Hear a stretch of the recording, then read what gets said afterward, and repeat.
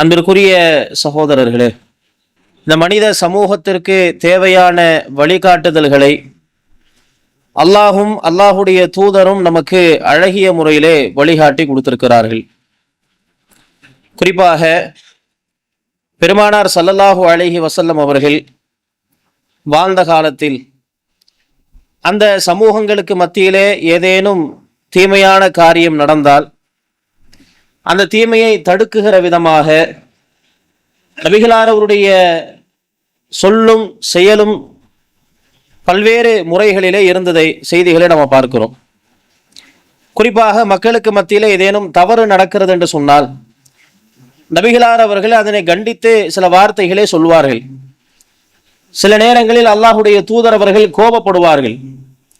எந்த அளவிற்கு என்று சொன்னால் தங்களுடைய கன்னங்கள் சிவக்குகிற அடிப்படையில மக்கள் செய்யக்கூடிய செயல்களை பார்த்து பெருமானார் ஸல்லல்லாஹு அலைஹி வஸல்லம் அவர்கள் கோபப்பட்டதாக சில செய்திகள் வருகிறது. அதையும் தாண்டி சில நேரங்கள்ல மக்கள் சில தவறுகளை செய்யக்கூடிய நேரங்களில் அல்லாஹுடைய தூதர் அவர்கள் கண்டித்து சில வார்த்தைகளே பயன்படுத்தி இருக்கிறாங்க.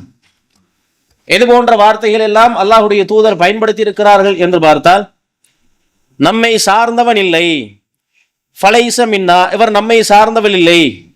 யார் யாரெல்லாம் இது போன்ற காரியங்களை செய்கிறாரோ, இது போன்ற காரியத்தை செய்தவராக இருக்கிறார் என்று சொன்னால் அவர் நம்மை சார்ந்தவர் இல்லை, நான் அவரை சார்ந்தவர் இல்லை என்று சொல்லி பெருமானார் ஸல்லல்லாஹு அலைஹி வஸல்லம் அவர்கள் கடுமையான வார்த்தையை பயன்படுத்தி இன்ன காரியங்கள் செய்யக்கூடியவன் என்னை சார்ந்தவன் இல்லை என்று சொல்லி பெருமானார் ஸல்லல்லாஹு அலைஹி வஸல்லம் அவர்கள் நிறைய சந்தர்ப்பங்கள்ல சில செய்திகளை அல்லாஹுடைய தூதர் அவர்கள் சொல்லியிருக்கிறார்கள். முதலாவதாக, இஸ்லாமிய மார்க்கத்தில் பொதுவாக திருமணம் என்பது எல்லோரும் செய்தே ஆக வேண்டும். திருமணம் நான் செய்ய மாட்டேன்னு ஒருத்தரும் இருக்கவே கூடாது. நான் திருமணம் செய்யாமல் நான் வாழ்க்கை பூராக கழிக்க போறேன்னு சொன்னா அவன் உண்மையாக முஸ்லீமாக இருக்க முடியாது. இன்றைக்கு மாற்று மதத்தவர்களை பார்க்கிறோம். இன்றைக்கு நான் திருமணம் முடிக்க மாட்டேன், காலகாலத்திற்கும் நான் அப்படியே திருமணம் முடிக்காமல் என்னை நான் பரிசுத்தவனாக நான் மாற்றப் போகிறேன் என்று சொல்லி நிறைய சாமியார்கள் எல்லாம் உருவாகிறார்கள். ஆனா அவருடைய பின்புலம் எப்படி இருக்கிறது? திருமணம் மட்டும்தான் முடிக்க மாட்டாங்களே தவிர மற்ற எல்லா காரியமும் நடக்கும். அது போன்றதான் இன்றைக்கு உலகத்தினுடைய நடைமுறை இருக்கிறது. ஆனா இஸ்லாமிய மார்க்கம் சொல்லுகிறது, நீங்கள் திருமணம் முடித்தே ஆக வேண்டும், நீங்கள் திருமணத்தை முடித்துதான் ஆக வேண்டும் என்று பெருமானார் ஸல்லல்லாஹு அலைஹி வஸல்லம் அவர்கள் நமக்கு வலியுறுத்தி சொல்லியிருக்கிறார்கள். அந்த சம்பவத்தை உறுதிப்படுத்துகிற விதமாக பெருமானார் ஸல்லல்லாஹு அலைஹி வஸல்லம் உடைய வாழ்க்கையில நிறைய சம்பவங்கள் நடக்கிறது. அல்லாஹ்வின் தூதர் ஸல்லல்லாஹு அலைஹி வஸல்லம் அவருடைய வீட்டிற்கு 3 பேர் கொண்ட குழு வருகிறார்கள். ரசூலுல்லாஹ் வீட்டில் இல்லை. ரசூலுல்லாஹ்வுடைய துணைவர் இடத்துல அல்லாஹ்வுடைய தூதருடைய வணக்க வழிபாடுகள் எப்படி இருக்கிறது என்பதை கேட்டு தெரிந்து கொள்வதற்காக வேண்டி 3 பேர் ரசூலுல்லாஹ்வுடைய வீட்டுக்கு வந்து கேட்கிறாங்க. ரசூலுல்லாஹ்வுடைய தொழுகை முறை எப்படி இருக்கும், ரசூலுல்லாஹ்வுடைய வணக்க வழிபாடுகள் எப்படி இருக்கும் கேட்ட உடனே அல்லாஹுடைய தூதருடைய துணைவியார் புறத்திலிருந்து பதில் வருகிறது, இன்னென்ன காரியங்களை செய்வாங்க, இதெல்லாம் செய்ய மாட்டாங்க அப்படின்னு சொன்ன உடனே அவங்க தங்களுக்கு தாங்களே மதிப்பீடு செய்யறாங்க. ரசூலுல்லாஹ்வுடைய வணக்க வழிபாடெல்லாம் எப்படி இருக்குது, அவங்களோடு வணக்க வழிபாடுகளோடு நம்மை ஒப்பிட்டு பார்த்தால் நாமெல்லாம் ஒன்றுமே இல்லையே என்று தங்களுக்கு தாங்களாகவே பேசிக்கொண்டு அவர்களாகவே சில முடிவுகள் எடுக்கிறாங்க. என்னென்ன முடிவு எடுக்கிறாங்க? இனிமே நான் இரவு முழுக்க நான் தூங்கவே மாட்டேன், அல்லாஹ்விற்காக நான் நின்று கொண்டு தொழுது கொண்டே இருக்க போகிறேன். இன்னொருத்தர் முடிவெடுக்கிறாரு, நான் இனிமே காலம் முழுக்க நான் நோன்பு நோற்க போகிறேன். இன்னொருத்தர் முடிவெடுக்கிறாரு, நான் இனிமே வாழ்க்கையில திருமணமே முடிக்க மாட்டேன் என்று அந்த 3 பேரும் ஒவ்வொரு முடிவுகளை எடுக்கிறாங்க. இந்த செய்தி ரசூல் ஸல்லல்லாஹு அலைஹி வஸல்லம் அவர்களுடைய காதுகளுக்குள்ளே எட்டுகிறது. ரசூலுல்லாஹ் உடனடியாக அந்த மனிதரை நோக்கி போறாங்க. இன்னார் மனிதர் எங்களுடைய வீட்டுக்கு நீங்க வந்தீங்க, இன்னென்ன காரியத்தை நீங்க தானே சொன்னீங்க. சொல்லிவிட்டு அல்லாஹுடைய தூதர் சொல்லுகிறார்கள், நான் தொழவும் செய்கிறேன், சில நேரங்களில் நான் என்ன செய்கிறேன், உறங்கவும் செய்கிறேன். நான் நோன்பும் நோக்கிறேன், சில நேரங்களில் நான் விட்டுவிடவும் செய்கிறேன். அதே போல நான் திருமணமும் முடித்திருக்கிறேன். திருமணம் என்பது என்னுடைய வழிமுறை என்று பெருமானார் ஸல்லல்லாஹு அலைஹி வஸல்லம் அவர்கள் சொல்லுகிறார்கள். யார் என்னுடைய வழிமுறையினை புறக்கணிக்கிறாரோ அவர் நம்மை சார்ந்தவர் இல்லை என்று நபிகள் நாயகம் ஸல்லல்லாஹு அலைஹி வஸல்லம் அவர்கள் அந்த மனிதர்களுக்கு சொல்லுகிற செய்திகளை பார்க்கிறோம். அப்ப அன்பிற்குரிய சகோதரர்களே, திருமணம் என்பது ஒவ்வொரு முஸ்லிம்களே செய்ய வேண்டும். நான் திருமணமே செய்ய மாட்டேன், அது இன்னைக்கு இருக்கக்கூடிய கலாச்சாரம் என்பது மேலை நாடுகளுடைய கலாச்சாரம் திருமணத்திற்கே அப்பாற்பட்டது. திருமணம்லாம் தேவையில்லை, 2 பேரும் ஒன்னா சேர்ந்து வாழ்ந்துக்கலாம். இது போன்ற நிலைகள் எல்லாம் இஸ்லாமிய மார்க்கம் ஆதரிக்கவில்லை. திருமணம் என்பது இஸ்லாம் சொல்லுகிற வழிமுறை. யார் அதனை புறக்கணிக்கிறாரோ அவர் நம்மில் சார்ந்தவர் இல்லை என்று பெருமானார் ஸல்லல்லாஹு அலைஹி வஸல்லம் அவர்கள் சொல்லுகிற செய்திகளை பார்க்கிறோம். அதே போல அல்லாஹ்வுடைய தூதர் அவர்கள் அடுத்து சொல்லுகிறார்கள், பொதுவாக இன்றைய காலகட்டத்திற்கு மிக பொருந்துகிற செய்தி. இன்றைக்கு எந்த தொழில்துறை நிறுவனங்களை எடுத்துக்கொண்டாலும், எந்த வியாபாரத்தை எடுத்துக்கொண்டாலும் மோசடி இல்லாத ஒரு நிலையை நம்மால பார்க்கவே முடியாது. ஒரு நல்ல பொருளை வியாபாரம் செய்வோம்னு சொல்லுவாங்க, ஆனா அந்த பொருள் தரம் இல்லாததாக இருக்கும்.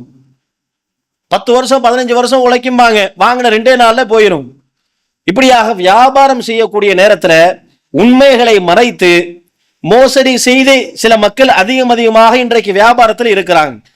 நபிகள் நாயகம் ஸல்லல்லாஹு அலைஹி வஸல்லம் அவர்கள் இந்த மோசடி என்கிற குணத்தை குறித்து அதிகமாக எச்சரிக்கை செய்திருக்கிறார்கள்.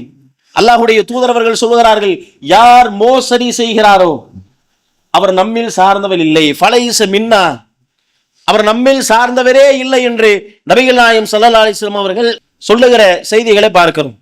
அதே போல அல்லாஹ்வுடைய தூதர் அவர்கள் அடுத்து சொல்லுகிறார்கள், யார் பிறருடைய பொருளை அபகரிக்கிறானோ, யார் தனக்கு சொந்தமில்லாத அடுத்தவனுக்கு சொந்தமான பொருள், இவனுக்கு சொந்தமில்லாத, இவன் சொந்தம் கொண்டாட முடியாத பிறருக்கு சொந்தமான பொருளை யார் அபகரிக்கிறானோ ஃபலைஸ மின்னா, அவர் நம்மில் சார்ந்தவரே இல்லை.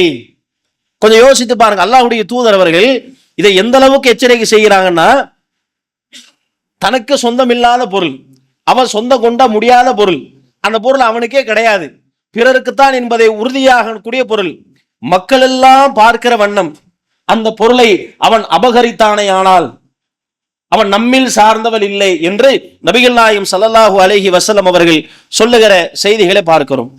அதே போல நபிகள் நாயகம் ஸல்லல்லாஹு அலைஹி வஸல்லம் அவர்கள் அடுத்து சொல்லுகிறார்கள், யார் தன்னுடைய சமூகத்திற்கு எதிராக வாளேந்துகிறானோ, இன்றைக்கு முஸ்லிம் சமூகம், முஸ்லிமாக இருக்கக்கூடிய நாம், நமக்கு எதிராகவே யாரேன் ஒருவர் வாளேந்தினால், நம்மளை அழிக்கணும், நம்ம சமூகத்தை ஒடுக்கணும், நமக்கு எதிராக பல்வேறு பாதிப்புகளை ஏற்படுத்தணும் என்கிற வண்ணம் நமக்கு எதிராக, நம் சமூகத்துக்கு எதிராக, நம்முடைய முஸ்லிமுக்கு எதிராக அவர்களை அழிக்க வேண்டும் என்கிற நோக்கத்திலே யாரேனும் செயல்பட்டால் அப்படிப்பட்ட மனிதர்களை பார்த்து பெருமானார் ஸல்லல்லாஹு அலைஹி வஸல்லம் அவர்கள் சொல்லுகிறார்கள், ஃபலைஸ மின்னா, அவர் நம்மில் சார்ந்தவர் இல்லை. அப்ப கொஞ்சம் யோசித்து பாருங்க, இன்றைக்கு எத்தனை மனிதர்கள் இருக்கிறாங்க, நாம் செய்யக்கூடிய காரியம் எந்த ஒரு சந்தர்ப்பத்திலையுமே நம்முடைய சமுதாயத்தை பாதிப்பில் ஏற்படுத்தி விடக்கூடாது, நம் சமூகத்துக்கு எதிராக நம்முடைய வாள் இருந்து விடக்கூடாது. அப்ப இதை அல்லாஹ்வுடைய தூதர் அவர்கள் கடுமையாக எச்சரிக்கை செய்திருக்கிறார்கள். அத்தோடு மட்டுமில்லை, இன்றைக்கு மக்களிடத்தில் இருக்கக்கூடிய, குறிப்பாக நிறைய மக்களிடத்தில் இருக்கக்கூடிய ஒரு தவறான ஒரு பண்பு, பொதுவாக நமக்கு வாழ்க்கையில இன்ப துன்பங்கள் அதுமே கலந்துதான் வரும். அல்லாஹ் சில நேரங்களில் இன்பத்தை கொடுத்தா, சில நேரங்களில் அல்லாஹ் நமக்கு துன்பத்தை கொடுப்பதான் செய்வான். சில நேரங்களில் அல்லாஹ் ரப்புல் ஆலமீன் நமக்கு இழப்புகளை கொடுக்க தான் செய்வான்.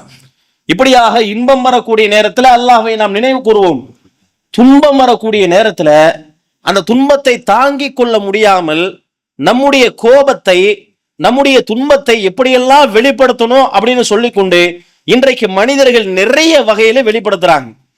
சில மக்களுடைய முகத்தை பார்த்தாலே தெரியும், ரொம்ப சோகமா, ஏதோ கப்பல், தமிழ்ல ஒரு பழமொழி சொல்லுவாங்களே, நான் கப்பல் கவுந்த மாதிரி இருக்கியா அப்படின்னு கணத்துல கை வச்சுட்டு உட்கார்ந்துட்டு இருந்தா கப்பல் கவுந்துருச்சான்னு கேட்பாங்க. அது போல வகையில சிலர் கோபத்தை வெளிப்படுத்துவாங்க, துன்பத்தை வெளிப்படுத்துவாங்க. சிலர் எப்படி செய்வாங்கன்னா, கடந்த காலங்களில் பார்க்க முடியும், நல்லா இருக்கிற பையன் திடீர்னு மொட்டை அடிச்சுட்டு வருவான். என்ன மொட்டை அடிச்சுட்டு வந்தேன்னு கேட்டா, நான் ஆசாசையா வளர்த்த ஒரு கோழி இறந்துருச்சு அதனால மொட்டை அடிச்சேன், நான் ஆசாசையா ஒரு ஆட்டுக்குட்டி வளர்த்தேன், ஆட்டுக்குட்டி இறந்துருச்சு, துக்கம் தாங்க முடியல, சோகம் தாங்க முடியல, நான் மொட்டை அடிச்சுக்கிறேன். அப்ப அந்த பழக்கம் தான் இன்றைக்கு கூட பாத்தீங்கன்னா, நிறைய சில மக்கள் இறந்துட்டாங்கன்னு வைங்களேன், அந்த துக்கத்தை கொண்ட, அந்த துக்கத்தை அனுசிக்கிற விதமாக அவர்கள் என்ன செய்வாங்கன்னா மொட்டை அடிச்சுப்பாங்க. அத்தோடு மட்டுமில்ல, அந்த துன்பத்தை தாங்கிக் கொள்ள முடியாமல் தங்களை தாங்களே அறைந்து கொள்வார்கள். பார்க்கிறோமா இல்லை? எத்தனை பேரு ஏதாச்சும் ஒரு மௌத்து செய்தி வந்துருச்சுன்னு சொன்னா மௌத் அப்படியே கொண்டு வரப்படும், ஒட்டுமொத்த சொந்தக்காரங்கள் எல்லாம் சூழ்ந்து நிற்பாங்க. அந்த கிட்ட வந்த உடனேயே அது வரைக்கும் அமைதியா இருந்தவங்க அந்த மௌத்தனுடைய ஜனாசாவனுடைய உடலை பார்த்ததுக்கு பிறகு குக்கோலமிட்டு அழுவார்கள், ஓலமிட்டு அழுவார்கள், தங்களை தாங்களே அடித்துக் கொள்வார்கள். அந்த துன்பத்தை தாங்கிக் கொள்ள முடியாம தங்களுடைய சட்டைகளை கிழித்துக் கொள்வார்கள். எத்தனை பேரை பார்க்கிறோம். அப்ப இது போன்ற காரியம் ஒரு முஸ்லிமுடைய வாழ்க்கையில வந்து விடக்கூடாது. யார் கோபத்தின் போது தன்னைத்தானே அறைந்து கொள்கிறானோ, யார் ஓலமிட்டுக் கொள்கிறார்களோ, யார் தங்களுடைய சட்டைகளை கிழித்துக் கொள்கிறார்களோ, பெருமானார் ஸல்லல்லாஹு அலைஹி வஸல்லம் அவர்கள் சொல்லுகிறார்கள், ஃபலைஸ மின்னா, அவர் நம்மில் சார்ந்தவரே இல்லை. அப்ப யோசித்து பார்க்கணும், பொறுமை கையாள வேண்டும்.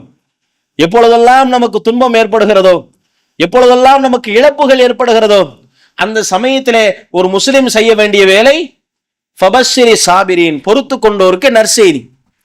அப்ப அந்த நேரத்தில் பொறுமையை கையாளணும். அதை விட்டுவிட்டு துன்பத்தை வெளிப்படுத்துகிற விதமாக நாம் ஓலமிட்டு அழுதாலோ, நம்முடைய கன்னத்தில் அறைந்து கொண்டாலோ, நாம் சட்டைகளை கிழித்து கொண்டாலோ, அல்லாஹுடைய தூதர் அவர்கள் கடுமையான வார்த்தை கொண்டு எச்சரிக்கிறார்கள், ஃபலைஸ மின்னா, அவர் நம்மில் சார்ந்தவரே இல்லை என்று நபிகள் நாயகம் ஸல்லல்லாஹு அலைஹி வஸல்லம் அவர்கள் எச்சரிக்கை செய்யக்கூடிய நிகழ்வுகளை பார்க்கிறோம்.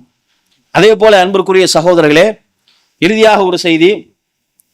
இந்த செய்தி ஒவ்வொரு முஸ்லிம்களுடைய பின்பற்ற வேண்டிய மிக முக்கியமான செய்தி. ஏன்னா பல மக்கள் மறந்திருக்கக்கூடிய சுண்ணாவிலே ஒரு மிகப்பெரிய சுண்ணா. அல்லாஹுடைய தூதர் அவர்கள் நமக்கு நிறைய ஒரு சுண்ணத்துகளை நமக்கு சொல்லி கொடுத்துருக்கிறாங்க. எதையெல்லாம் அல்லாஹுடைய தூதர் சொல்லி கொடுத்துருக்கிறாங்கன்னா ஒரு பெரிய பட்டியலே நம்மால போட முடியும். பொதுவாக முஸ்லீம் என்று சொன்னாலே நம்ம எதை சுன்னா என்று நம்ம சொல்லுவோம். அவரை பார்த்தாலே முஸ்லீம்னு தெரியும்னா எதை பார்த்து நம்ம சொல்லுவோம்னா, சில மக்கள் சொல்லுவாங்க தொப்பி அணிஞ்சிருக்கிறாரு, தொப்பி அணிஞ்சாலே முஸ்லீம் தான், பார்த்தாலே தெரியும். சில மக்கள் சொல்லுவாங்க தாடி நிறைய வைத்திருக்கிறார், அதை பார்த்தாலே முஸ்லீம் என்று தெரிந்து கொள்ள முடியும். அப்ப தாடியை வளர்ப்பது என்பது சுன்னாதான், மாற்று கருத்தை இல்லை. தாடியை எல்லோரும் வளர்க்கிறோம், அதிலும் மாற்று கருத்திலே பெரும்பான்மையான முஸ்லிம்கள் இந்த சுன்னத்தை கடைபிடிக்கிறார்கள். ஆனால் தாடியை வளர்த்த சொல்லப்பட்டிருக்கக்கூடிய அந்த ஹதீஸிலேயே இன்னொரு சுன்னாவும் நுழைந்திருக்கிறது, நீங்கள் மீசையை கத்தரித்துக் கொள்ளுங்கள். எத்தனை பேர் நான் அதனையும் கடைபிடிக்கிறோம்? கொஞ்சம் யோசித்து பார்க்கணும். ரசூலுல்லாஹ் தாடி சம்பந்தமாக சொல்லுகிற பொழுது இதையும் சேர்த்துதான் சொல்லியிருக்கிறார்கள். நீங்கள் மீசையை நறுக்குங்கள், தாடியை வளர விடுங்கள். எல்லோரும் தாடியை வளர்த்திருக்கிறோம், ஆட்சிகரத்தில் எத்தனை பேர் மீசையை நாம் கத்தரித்திருக்கிறோம்? சில மக்களுடைய மீசைகளை பார்த்தோம் என்று சொன்னால் அதிகமாக வளர்த்து கொண்டு, அது இன்னைக்கு இருக்கக்கூடிய ஃபேஷன் என்னது, முறுக்கு மீசையெல்லாம் வைத்துக்கொண்டு அது ஒரு அழகாக, அது ஒரு செயலாக நாம் காட்டிக்கொள்கிறோம். நாம் என்னதான் அழகாக நமக்கு இருந்தாலும், எவ்வளவுதான் நம்முடைய அழகை அது கூட்டி தந்தாலும், பெருமானார் ஸல்லல்லாஹு அலைஹி வஸல்லம் அவர்கள் ஒன்றை செய்ய சொல்லியிருக்கிறார்கள் என்று சொன்னால் அது மனித சமூகத்திற்கு ஏராளமான நன்மையை பயக்கக்கூடிய ஒன்றைத்தான் அல்லாஹுடைய தூதர் அவர்கள் செய்ய சொல்லுவார்கள். அப்ப மீசையை நறுக்கக்கூடிய விஷயத்துல இன்றைக்கு பெரும்பாலான மக்கள் அதை செய்வது என்பது கிடையாது. அப்ப அதையும் சேர்த்து நாம் கடைபிடிக்க வேண்டும். காரணம் என்னவென்றால், அல்லாஹ்வின் தூதர் ஸல்லல்லாஹு அலைஹி வஸல்லம் அவர்கள் சொல்லியிருக்கிறார்கள், யார் மீசையை ஒட்ட நறுக்கவில்லையோ, யார் மீசையை கத்தரிக்கவில்லையோ, ஃபலைஸ மின்னா, அவர் நம்மில் சார்ந்தவர் இல்லை. இது பல பேர் நம்ம கேள்விப்பட்டிருக்க மாட்டோம். அல்லாஹுடைய தூதர் அவர்கள் மீசையை நறுக்கக்கூடிய விஷயத்துல கூட இந்த அளவிற்கு கண்ணும் கருத்துமாக பெருமானார் ஸல்லல்லாஹு அலைஹி வஸல்லம் அவர்கள் நமக்கு வழிவகுத்து தந்திருக்கிறார்கள். அப்ப தாடியை வளர்க்கக்கூடிய நாம் மீசையை கத்தரிக்கக்கூடிய பழக்கத்தை நாம் உருவாக்கி கொள்ள வேண்டும். எந்த அளவிற்கு அல்லாஹ்வுடைய தூதர் சொல்றாங்கன்னா, மீசையை நறுக்குவது இருக்கிறதுல, மீசையை ஒட்ட கத்தரிப்பது என்பது இருக்குதுல, அது பொதுவாகவே இயற்கை மரபுல அடங்கும். இயற்கை மரபுனா, இப்ப ஆணாக இருக்கிறோம், ஆணுதான் வேலைக்கு போகணும், அதுதான் இயற்கை மரபு. பெண்கள் இருக்கிறாங்கன்னு சொன்னா அவங்க தான் குழந்தைகளை பார்த்து கொள்ளணும், அவங்க தான் குடும்பத்தை பார்த்து கொள்ளணும், இதுதான் இயற்கை மரபு. ஆண்களாக இருக்கிறோம்னு சொன்னா நாம தான் சம்பாரிச்சு கொண்டு நம்முடைய பிள்ளைகளுக்கு, நம்முடைய குடும்பத்தாருக்கு, நம்முடைய மனைவிக்கு கொடுக்கணும், இதுதான் இயற்கை மரபு. அப்ப இயற்கையாகவே மரபு விஷயத்துல மீசையை கத்தரிப்பது என்பது அடங்கும் என்று பெருமானார் ஸல்லல்லாஹு அலைஹி வஸல்லம் அவர்கள் நமக்கு சொல்லி இருக்கிறார்கள். அப்ப அப்படிப்பட்ட அல்லாஹ்வுடைய தூதரே, யார் மீசையை நறுக்கவில்லையோ, ஒட்ட நறுக்கவில்லையோ, ஃபலைஸ மின்னா, அவர் நம்மில் சார்ந்தவர் இல்லை என்று அல்லாஹ்வின் தூதர் ஸல்லல்லாஹு அலைஹி வஸல்லம் அவர்கள் கடுமையான முறையில் எச்சரிக்கை செய்திருக்கிறார்கள். அப்ப அன்பிற்குரிய சகோதரர்களே, இது போன்ற காரியங்களிலிருந்து தவிர்த்து விட்டு அல்லாஹும் அல்லாஹுடைய தூதரும் காட்டி தந்த அடிப்படையில நம்முடைய வாழ்க்கையினை மாற்றிக்கொள்ள வேண்டும். வல்ல ரஹ்மான் அப்படிப்பட்ட நல்லருள் பாக்கியத்தை நம் அனைவருக்கும் தந்தருள் புரிவானாக. அஸ்ஸலாமு அலைக்கும் வரஹ்மத்துல்லாஹி வபரகாத்துஹு.